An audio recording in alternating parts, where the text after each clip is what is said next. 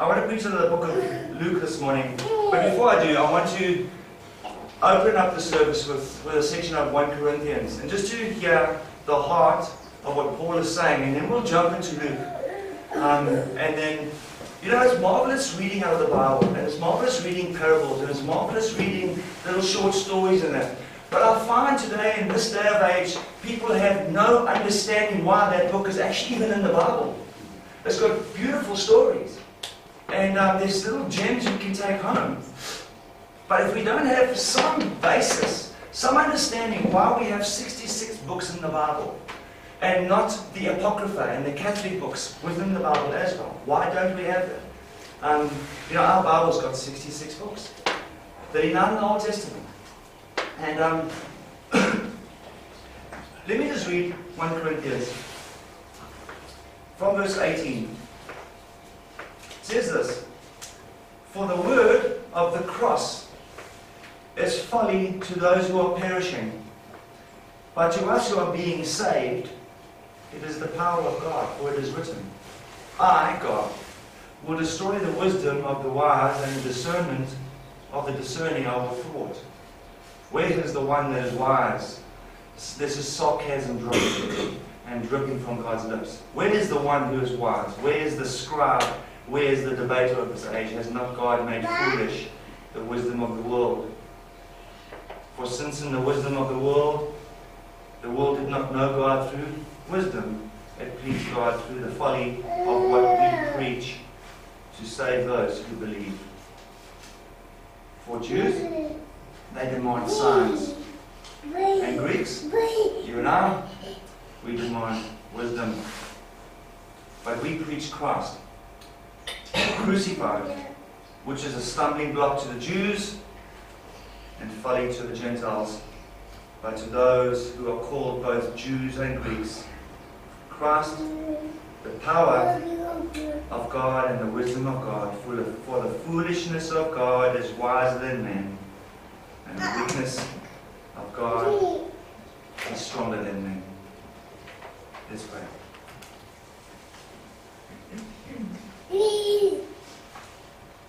Father, we want you to hear your word this morning. And this might be a bit academic this morning, Lord, but I feel a deep need that we have to get an understanding on the fundamentals and the basics, and a clarity on why these books are actually how you orchestrated this, Lord, and we would have a Bible today. So I just pray, Father, for your wisdom and your guidance, that you would impress my heart and my mouth. You would impress the hearts of those seated here this morning, and their minds and their souls. And your kingdom come, your will be done within us, within our lives, within our church, within our families, within our workplace. Holy Spirit, you are welcome. In Jesus' name, amen. I want to start off this morning with a bit of a history lesson. And it's going to sound weird, but there's going to be a double introduction. It's not normal to sermons. In sermons, you have a single introduction and you flow into the rest of the sermon. But I find it pertinent, I find it important to start with some sort of history and kind of compare history with history this morning, so we can actually understand why Luke writes these beautiful things throughout the book and the parables and all that stuff. Why we can understand why it's actually there. And having said that, I could start the same with Matthew, with Mark, with John, with Corinthians, with Galatians, Ephesians, with Philippians, with all the other books. There's a reason why those books are there. There's a reason why God Himself. You know, we live in a day of age when the Bible is more and more vehemently attacked. It is the most single book that is attacked more than any other book, more than the Quran, more than any other pantheistic or polytheistic book or anything else. The Bible is more attacked. And in fact, if the world had its way it would eradicate, like Hillary Clinton said before the elections, she would eradicate, her main goal would be to eradicate Christianity out of America. So why is the Bible here for you and I? Is it just a book that it was just some mad peasant who wrote and described into some incense, intoxicated? Or was it God's plan that we would have these books in its order so that we might have and touch the heart of God and that He might communicate that with us? So, my reason for wanting to jump into, and by the way, it's only going to be 4 verses out of the book of Luke. Verse 1 to 4. That's what we're going to tackle. That's all we're going to tackle this morning. So my reason for this is I want to deal with Luke's authenticity. Why is it authentic? Is it authentic or not? Is it just some babbler, like they said to Paul at Acts 17? Look at this babbler. In other words, the Greek formation of that is, look at this seed picker, this garbage man. Is it here just for Luke to babble along and be like some madman? Or is it truly authentic in the Bible so that we might see the heart of God, that God guided Luke himself under his orchestration to write this book so that you might gain some spiritual nourishment out of this, like any other book in the Bible? It's divine writings. Is it inspired by God or not? That's the conclusion we have to reach as Christians. Is this Bible inspired, God-breathed? In the beginning, God created the heavens and the earth. There's an inspiration. He spoke the word. Is it inspired? Is it breathed? 2 Timothy tells us all Scripture is God-breathed. God breathes onto Scripture. His heart, His Spirit breathes. Is it authentic or not? And of course, why did Luke write this gospel in the first place? And for our understanding. And is it accurate history? Is it actually accurate? Is it something that you can actually go back 2,000 years and trace? I want to tell you can. I want to tell you that these words were literally written and you can trace them. They're in the archives. It was genuinely authentic history, this. And by the way, very accurate history. And of course, Luke has exclusive incidents or occurrences that no other book has in the Bible. Matthew, Mark, and John. Luke has exclusive incidents. Then you read the histories of Zechariah and Elizabeth. The angel's announcement to Mary. Mary's Magnificat, her song of praise. That's Luke 1. Elizabeth's holy declaration. That's Luke 1. Zechariah's song. That's Luke 1. Zacchaeus the tax collector. That's Luke 19. The penitent thief, remember on the cross, Father, Lord, forgive me. And then Jesus tells him, today I promise you, you will see in paradise. The thief, the scoundrel on the cross repented. It's only found in Luke. The walk to Emmaus. The famous parables of the Pharisee and the tax collector, the rich man and Dives, or the Lazarus. Dives and Lazarus. The prodigal son, which we've covered. We've covered all 5. So I think my main emphasis this morning is on the authenticity of Luke. Can we trust this book? If we can trust this book, it's amongst the 66 other volumes in the Bible to be trusted. J.C. Ryle, which is one of my favorite commentators, I own a lot of his books. This is what he has to say about Luke. He says, in the first place, Luke gives us a short but valuable sketch of the nature of a gospel, and more specifically Luke. He calls it a declaration of those things which are most surely believed among us. It is a narrative of facts about Jesus Christ. Christianity, listen to this, is a religion, a belief built upon facts.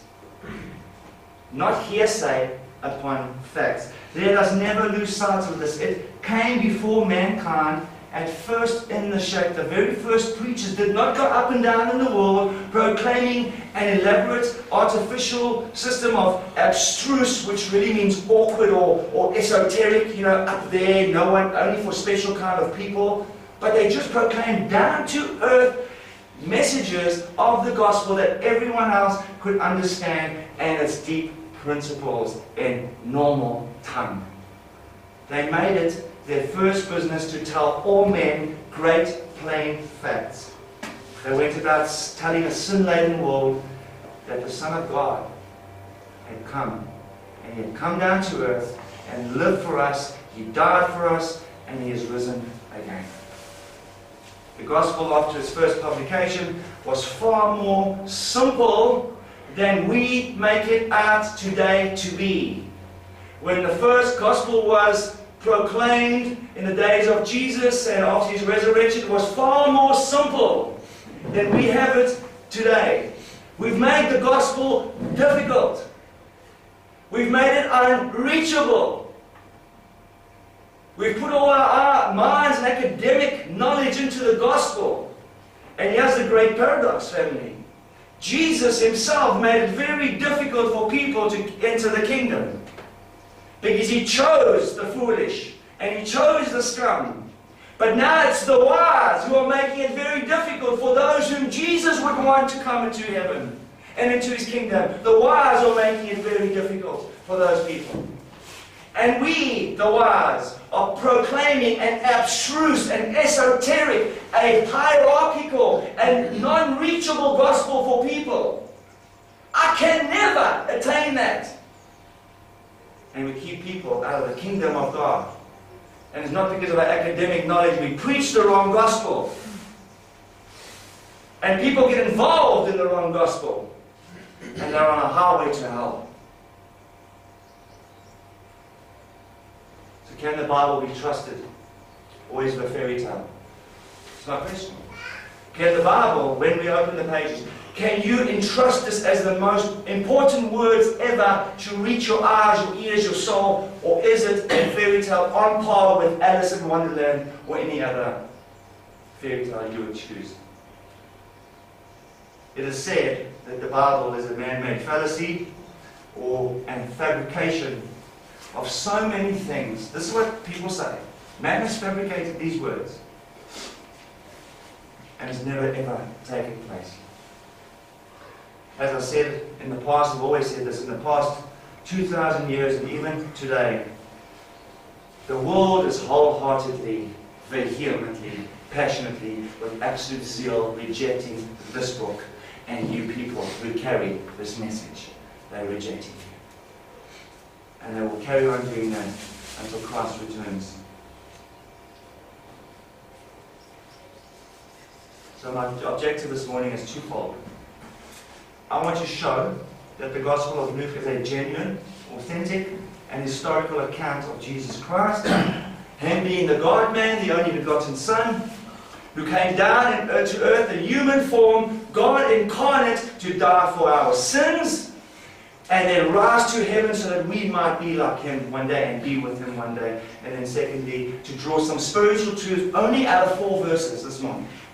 And so that's why I say there's a double introduction. I want to take history that we see in our textbooks in schools, in universities, and wherever. I want to take that history and compare it to biblical history this morning. So there's some sort of double introduction this morning that I want to do. And it's around the year 212 BC. And then my second would be out of the book of Luke. Now I want to preface this. I want to give you a heads up why I'm speaking about that, or at least about this morning. A lot of my information comes from the Bible. A lot of my information comes from people like Dr. R.C. Sproul. A lot of my information comes from Bible commentaries and Bible dictionaries, which I read and I read and I read. So it's not something I've just made up this morning. So I'm prefacing these historical accounts with people that have got higher intellect than I do. Much higher. They've been biblical scholars for over 40, 50 years. So they have a bit more knowledge than I do. But it's around the year 212 BC, a bizarre book was published into the Greek-speaking world. And if the book was not bizarre, the author of the book was much more bizarre than the book itself. Because in this book, the author of this book, in the year of 212 BC, offers up to the king of Syracuse, which is now modern-day Sicily on the southern coast. The king was way before the Romans came. In fact, we'll find the Romans about to attack the city. Yet this man finds an equation, and listen to this. He finds an equation that is so bizarre. I own some of this book. I'll tell you, I've read this book. I still cannot understand this book. My intellect doesn't even start on the first sentence of this book. I'm lost by the second sentence of the book. But he comes up with an equation of how many grains of sand it would take to fill the entire universe. And he had an equation for this. A bizarre book, but by a genius. And he writes this book to the king of Syracuse, modern-day Sicily. And by the way, this would be amongst a few estimations and calculations and mathematical equations, would be one of the last things this man would ever do. And the name of the book is called The Sand Reckoner. I own the book. If you'd like to, I'll send you a PDF and see if you can make out heads or tails about it, because I cannot. The equations are just so far beyond me. And by the way, modern-day science has looked back at this equation and they've gone, oh my word, this guy is almost accurate to the T. Going by these calculations, we can work out how many grains of sand it would take to fill the entire universe.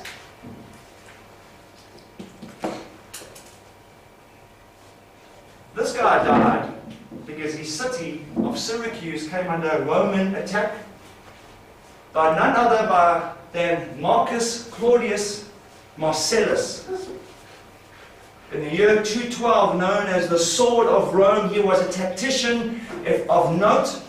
He would sum up his enemy within a matter of minutes, and he'd be able to attack that city or citadel and flatten it and overtake it. And he was, of course, given the nickname the Sword of Rome, a very fearsome name to be given to a Roman general. But when this Roman general comes up against the citadel and the walls, because you must know that Syracuse was on a mountaintop and there was this huge cliffside to it. When they moored their navy at the bottom of this city of Syracuse, they encountered war machines that had never seen in the history of mankind, or at least the history of Rome. In fact, it froze his navy and his troops that they were trembling. Because to behold such a gruesome sight, and an awkward sight, and a perplexing sight of what was about to happen to this Roman legion, this Roman navy, literally frightened them in their socks, froze their hearts where they stood in their ships. Jesus has something to say about this. Let me read this. Luke 14:31 says this: "What king, going out to encounter another king in war, will not sit down and deliberate whether he is able with 10,000 to meet him who has 20,000? And they moor their ships over there, and you've got to know there's tens of thousands of these people. And lo and behold, there's a war machine, which later the French would claim, I forget the name, trebuchet. It would be a catapult. These Romans encounter a catapult, but not like the trebuchet, which would fling something and just by range. It was most accurate. And out of nowhere, these huge boulders would come, and they're thinking they're just still disembarking the ships, and next minute, bam! There goes the ship into pieces. And if that is not bad enough, out of nowhere comes this fearsome death ray. This man had organized a series of mirrors, much like a magnifying glass we have today. When you were a kid, ever burnt a little cockroach with a or burnt up a leaf? Out of nowhere, this huge beam of concentrated sunlight would bust into the ships and blow it out of the water. starting from the top right to the bottom, this laser of concentrated sunlight. It's documented history. And if that wasn't bad enough, a third war machine would come, and out of nowhere, as the Roman soldiers would look up, out of nowhere, this giant claw would come and grab the ship at the bow and pull the ship up. And by the way, this was manhandled by most of the population in Syracuse. This huge jaw on a chain would rip the ships out 100 feet into the air and dangle them there, shake the occupants out, bash it against a cliff, or drop it in the water. And this Roman soldier, the sword of Rome, had not done his homework properly. He thought this was easy pickings, the city of Syracuse, but lo and behold, he did not know that this man behind all these war machines was in the city. To cut a long story short, after many, many soldiers of the Navy and troops were lost in the sea, killed, smashed on the rocks, drowned in the sea. To cut a long story short, there would either be defeat or victory. In the case of this Roman general, the sword of Rome, there was eventual victory and not defeat. He sat it out, he waited it out, brought in more troops. But this Roman general commanded one thing to his troops. He said, when you go into the city of Syracuse, you find me this man who is behind these war machines, and you capture him alive. You don't harm him, because this man is invaluable to us. We need him. And of course, the man is none other than Archimedes, and we will know him by pi r squared. Am I right? And all these other calculations, scientists say today this is a genius above geniuses, and the genius more than any scientist that has ever graced the earth. There's been none like him before and none like him afterwards. And that is a man named Archimedes, who developed these war machines and developed these calculations of buoyancy and pi r squared and how many pebbles it would take to fill the entire universe. He calculated, and if you go into his calculator, you're a mathematician, apparently he's spot on. I'm not a mathematician. Archimedes is busy while the city is being attacked. He's busy in the bathtub, working out an equation, a mathematical equation for buoyancy, to keep things afloat, of course, like the ships.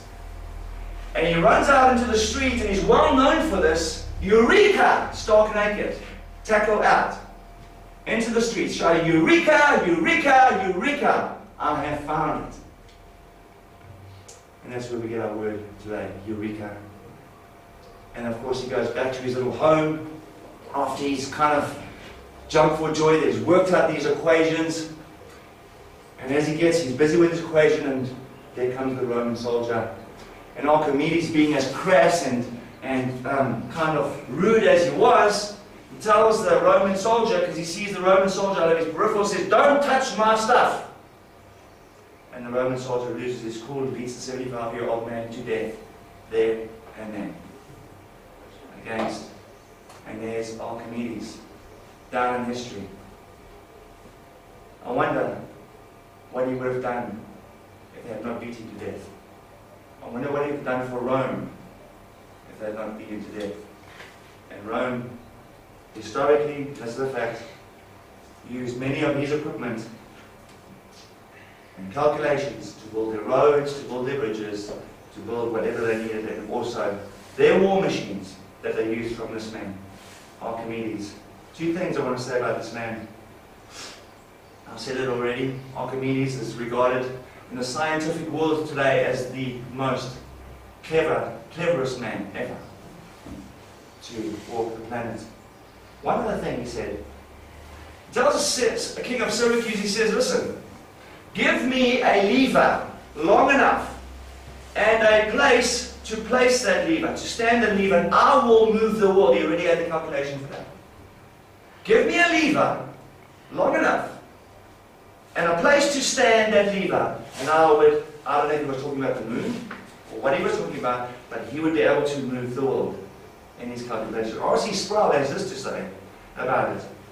And he puts it so poignantly and beautifully. He says, a little over 200 years after Archimedes made that statement, what statement? Give me a lever long enough and a place to stand and I will move the world. A little over 200 years after that statement, a lever actually was found. And it was long enough to actually move the world. It was a tree about 10 feet high. 3 meters. The place that this tree was placed was a place called Calvary. Because it was the cross of Jesus Christ that not only moved the world, but it turned the world upside down. Topsy-turvy. Because it was the incarnation of the God-man, Jesus Christ, who came and moved the world through the death of himself on the cross. And God turned the world upside down. Even today, He's turning the world upside down because of the cross of Jesus Christ and the message that you carry in your heart. And the faith that you have that comes from where? The unmovable faith that comes from where? From God. The ever-changing faith that moves your heart in another direction. And as our sister said this morning, she doesn't want to hang out in clubs anymore. She'd rather hang out with you. God moves the world, and He's moving the world today. And He's shaking the world. And He's shaking those who would hear and have an ear to hear what the Spirit has to say to His churches.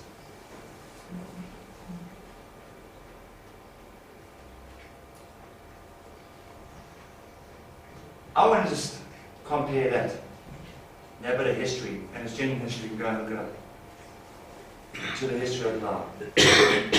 Archimedes, take a guess, how many copies of the original calculations, his original manuscripts, his original writings are actually available to you and I today, that you can actually go and look at. Take a guess. 1. Only 1. 950 AD was the very first time they actually copied his original manuscripts.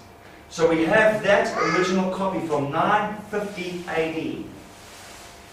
And it was actually found in 1229, 1229 AD. That one that was scribed in 950. I want to compare that once again to the Bible. How many copies of the original do we have in our possession today? 5,500 original copies, which is dated back to the year 60 AD. Not 950.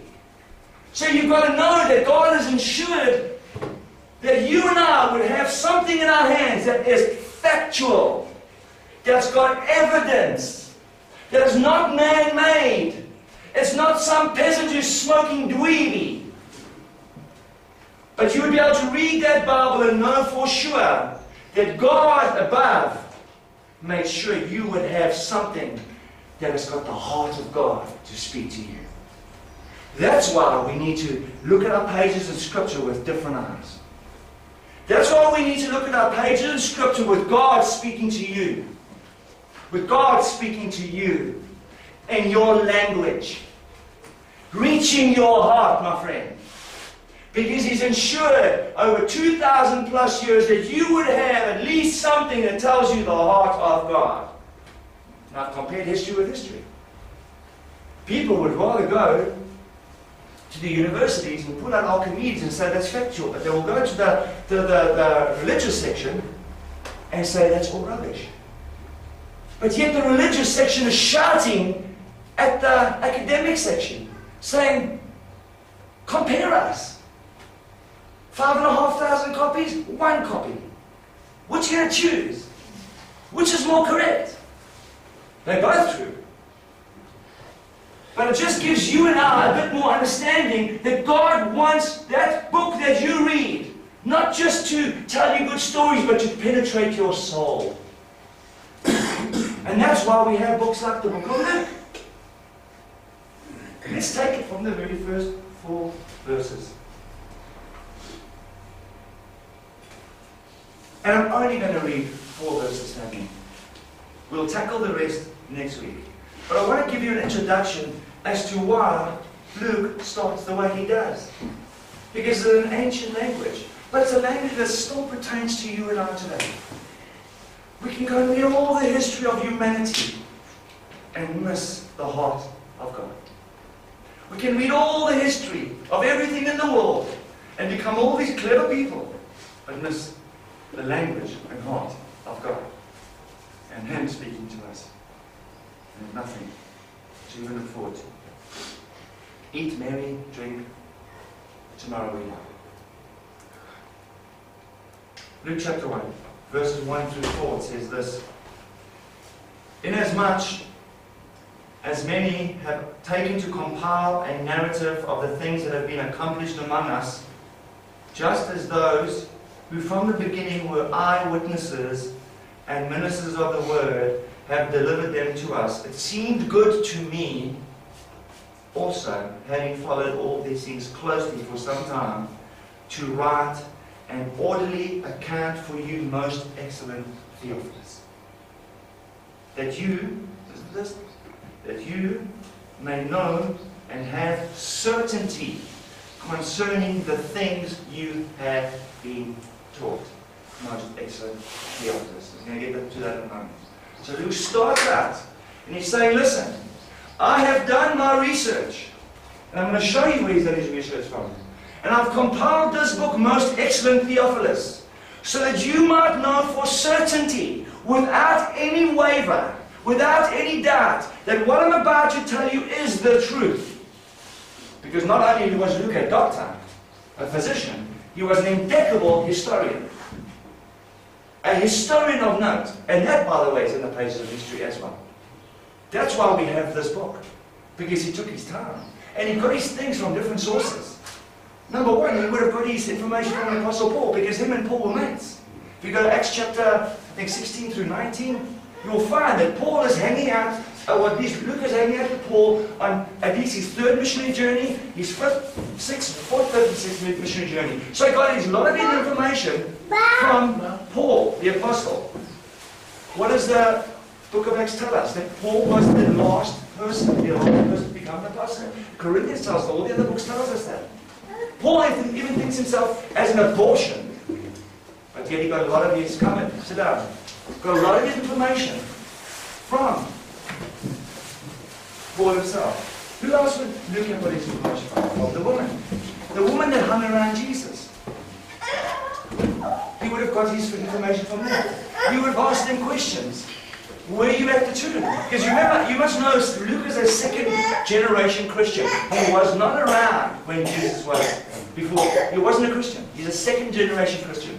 He comes to know, he comes to give his heart to Christ because of all the evidence and facts. Hebrews 11 verse 1 says this: Now faith is the substance of things hoped for and the evidence of things unseen.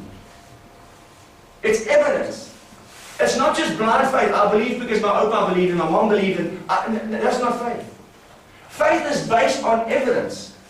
It's not you're a Christian because you're a Christian. You need evidence. So Luke starts out, you want evidence? I'm going to give you evidence. And of course he would have got a lot of his information from the 12 apostles. Take Judas out of the equation, because you must know in the book of Acts, chapter 1, Judas gets replaced, am I right? By Matthias. Psalm 109, over 1,000 years, predicts to the T that Judas would betray Jesus. And he even predicts, Psalm 109, who would replace Jesus 1,000 years before that actually even took place in the book of Acts. Tell me what's true. Is that just like a shot in the dark? Or is God saying something? Are the words alive? Because you can take this book and you can take it and match it against any other Old Testament book, you would find that is 100% accurate. Let me say one more thing. It's not necessarily chronological. When you read Luke, it might not be day 1, day 2, day 3. It might be day 1, day 5, day 3, day 7, and it might skip. Because Luke is just giving you history. He's giving you important facts. Why most excellent Theophilus? What does Theophilus actually mean? Who was Luke actually writing to? In the history books, we can't even find out who Theophilus is. There's no such man that was alive. So who is Theophilus? If it was a man, who Luke, because if you go to Acts chapter 1, Luke opens exactly the same way most excellent Theophilus. He writes this letter of his gospel to Theophilus, and in Acts chapter 1, he writes again another account of the Acts of the Apostles to most excellent Theophilus. Who is he? Well, if he wasn't a person, he could have been a group of people. He could have been a church. Because if we go and look at what Theophilus actually means, Theos, God, Philo, lover. God-fearer, God-lover, lover of God. Most lovers of God, most excellent lovers of God, I am writing to you these things today so that you may know for certain that those things that you were taught would gravitate and put you down on firm ground. Most excellent God-fearers. Did you catch it? That's what he's saying. He's speaking to a church. He's writing to individuals. It's not necessarily a man, because we don't find this man in the page of Scripture or the page of history. But he's saying, most excellent and God-loving church. Fearful God. Hey, if you go to the book of Acts chapter 8, I think, we find the story of the Ethiopian eunuch, right? And he's going on his way from Jerusalem, at least, back to where he's coming from, okay, or where he came from. And he's reading out of the page of Isaiah chapter 53. And he cannot get his mind around what in the world is actually going on here. Who is this? That this Bible, the Lamb that was slain, it pleased God to pierce him for our transgressions. He couldn't get his mind around it. And the Holy Spirit prompts Philip to go and tell this Ethiopian what it actually means that's taking place in that scripture. We know the story. Philip goes to the Ethiopian, tells him from the beginning, before Isaiah, and by the way, Isaiah was 720 to 750 years before Jesus even arrived, telling him precisely what would happen to our Lord. And he explains to this Ethiopian eunuch, A, B, C, D. And his heart is open, and as we know the story, he says, man, there's a pool of water, baptize me right here, right now. And this man becomes a Christian. Because someone took their time to clarify the gospel of Jesus Christ to someone else, to say, listen, this is not just some pie in the sky you are reading, but this is factual truth. That 750 years ago, God himself ordained through the prophet of Isaiah that Jesus Christ would come to the earth and be born in Bethlehem, and he would die on a tree 3.5 meters high for the sins of the world. And it would please God that Jesus would die for the sins of the world. And it would satisfy God, because there is no way that your sins could be forgiven without the death of Jesus Christ. So the eunuch understood this. That's why Luke wants to say, most excellent God-fearers. I want you to know for certain that what you are reading is true. It's not just some fantastical story. It's a nice Sunday school story when maybe you were a little girl. But I want to know that you know in your heart that whatever you read can be trusted in the Bible. Most excellent God-fearers. So that even if you were God-fearers, you wouldn't just stay where you are, but you would actually come to the point and relent and release and surrender to the one who can save. Like the Ethiopian eunuch. He was a God-fearer. He feared God and he worshipped God. But he needed Jesus to take his sins away. And Philip describes those sins that were taken away on that cross. And the man says, become saving. And that's what Luke's trying to do. Most excellent God-fearers. You who have been brought up in a God-fearing home, you know there's a God. You've heard about it. Romans 1. No one will have excuses. Not one of you. Because just look up into the heavens. The majesty of our God cries out. There's evidence all around us that there is a God. None of you will be able to stand before Him without an excuse. With an excuse. Romans 1, go and read it. So Luke is saying to a church like you and I, that you may know for certain that this is true. Whatever I am about to say now, I've done all my homework. I've spoken to, by the way, 1 Corinthians tells us again, that Jesus appeared to how many witnesses? More than how many? 500 witnesses at the same time. Now you tell me that's a miracle of miracles. You there in Barrack Road, and I'm here in Parade Road, and you're in Drift Road, or Newlands Road, and bam, there Jesus appears to all of us at the same time. 500 witnesses, more than 500 witnesses, so that Luke gets his information from those people. So what exactly happened? And the forensic specialist would tell us, this happened, and you would tell, and exactly what you are saying. There's not even a kind of, you couldn't even come together because you're so far apart. You couldn't even come and see if your story hooks up because you're so far apart. There's 500 witnesses. Then it says even Peter, and even James, and even to me, Paul, the abortion. He appeared to me, the last of all. He should never have appeared to me. And he met me on the way to Damascus.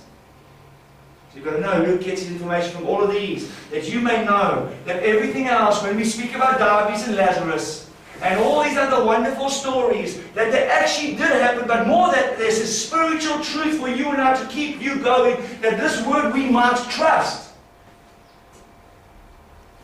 And when you open the Bible, it's not cumbersome and labor-intensive. And what am I going to read today? But then you would go into the Bible and see that God is speaking to you. There's a big difference. When your heart is penetrated by these words. Because it's history. It really happened. And in our world today, as I said, they will try their utmost best. They will not get it right. If you fear the man that can kill the body, fear him who can kill both body and soul and cast him into the flames of hell. Fear him. It's him that preserves his word. It's him that actually entertains you and your rights. It's him that works in your soul. It's him that gives you the faith every single day.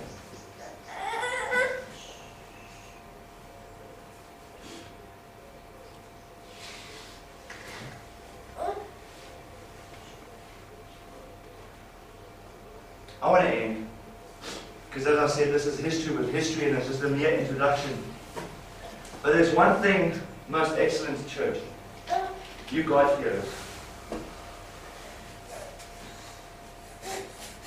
We have this so that your faith might be strengthened.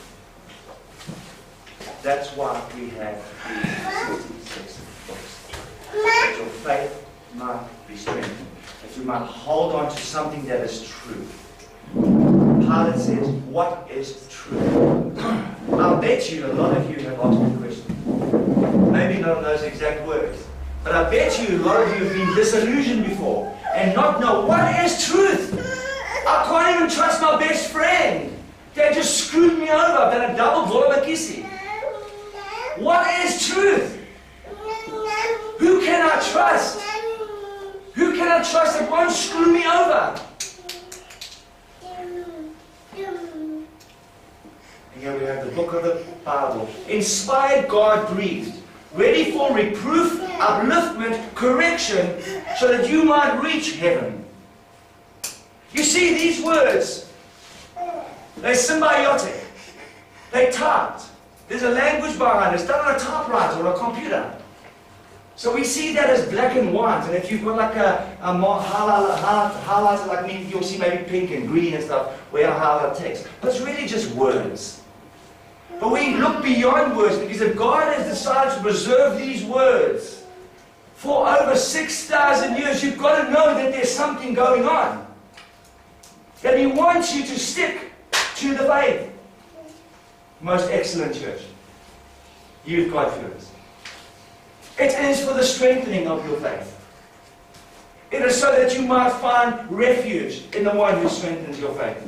It is so that you might find comfort in Him who strengthens your faith.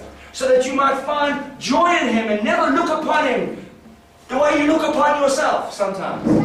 But know that your God looks upon you with joy because you're His.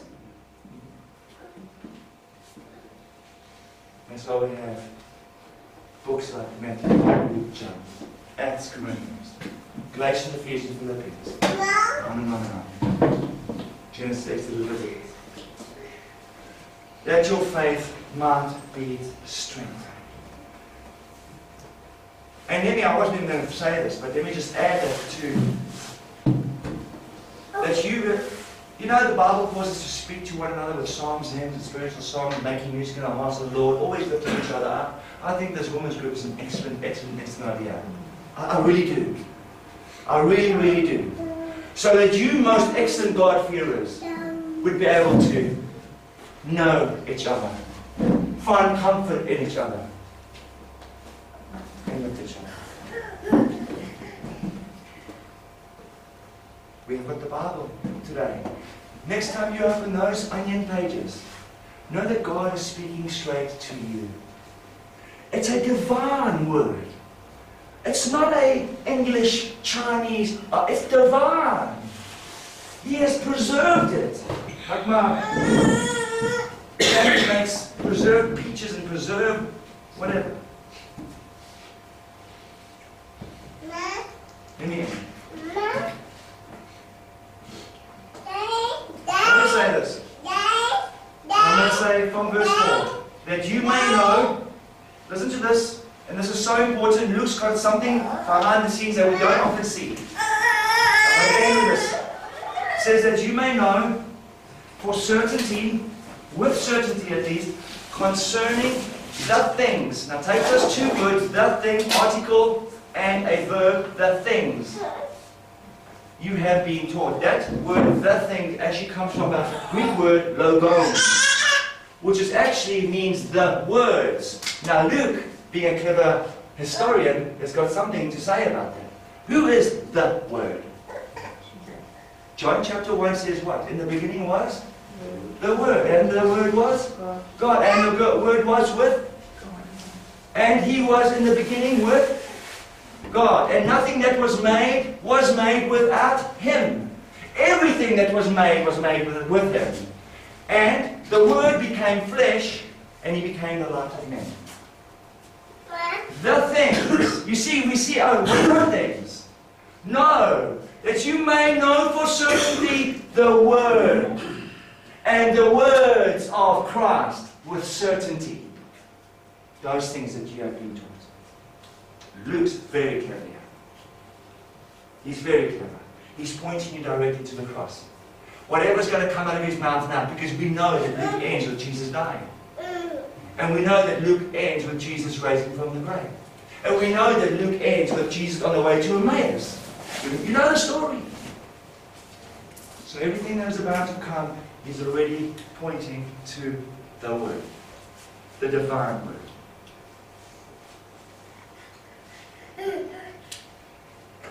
So, our Christian faith should never be based on feelings. How often do we base our Christian faith on feelings? Let's be honest. How do we feel today? I feel like a Christian today. At 6 o'clock, 10 o'clock, 10 minutes.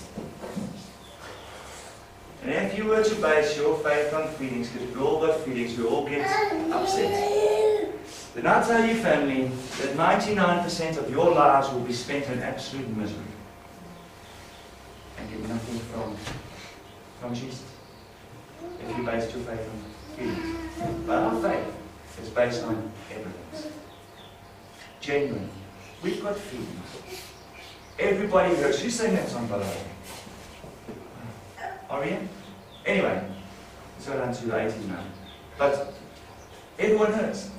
Everyone cries. Everyone's happy. Most times. But if you were to take your faith and base it on the way you feel today, then you are never going to get any evidence for your faith from your feelings. Sometimes it just takes that, Lord, I trust you in the midst of the storm. I trust you. Everything's ugly. Everything's coming down. I trust you. I want to leave that with you today. When you open this Bible, take that Bible as the Word of God.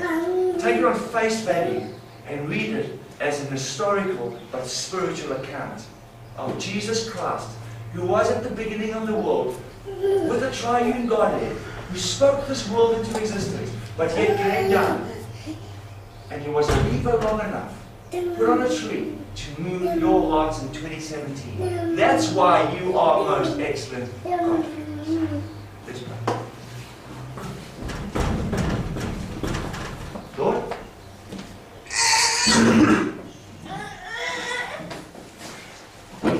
I thank you for your word, and perhaps it seems kind of academic, Lord. Father, we need to know what we are reading. We need to know why we read. We need to know why we follow you. We want to express our hearts to you, Lord. And sometimes I just feel, Lord, that a lot of people in churches and it's just every day don't even know why they're Christians, because it seems to be a subscription. It seems to be good because one day I die, I want something nice to be said about me, but I'll be in hell. As long as they say something nice about me. But Father, the point of your word is that we might reach heaven. That we would live for you day to day. That we would not subscribe to you as Mills and Boone or some book. But Father, we yield to you as the lover of our soul. The one who brings life. The one who gives life. The one who can save. The one who can redeem. The one who can wash us clean. I say like David, oh Lord, I love your word. I love your law. And on your law I meditate day and night. Father, all your word is God-breathed, it is profitable for teaching and for reproof, for correction and for training, that the man of God, these God-fearers, may be completely equipped for every good work. Bless this church in Jesus' name, amen.